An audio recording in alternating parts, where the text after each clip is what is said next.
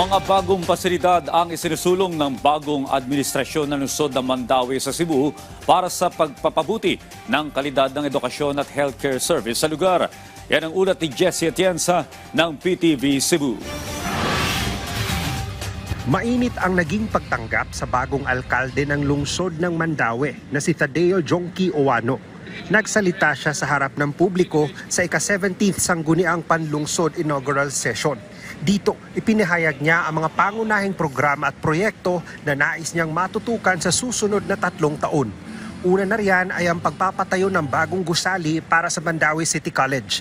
Na kasalukuyan ay kakaunti lamang ang classrooms, kaya ang ilan sa mga klase ay isinasagawa sa ilalim ng tents.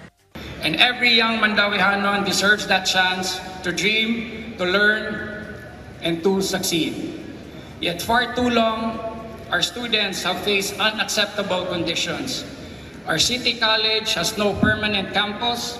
Classes are held in cramped rooms, even under tents, exposed to heat and rain. Unsaon man nato pagduso sa ilang kaugmaon kung mauni ilang kahimtang. That ends now.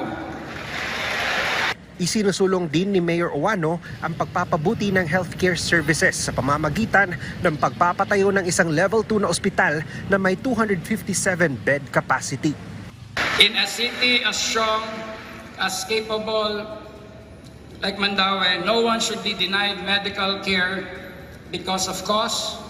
Our existing city hospital is a 25-bed facility. For many years, it was classified only as an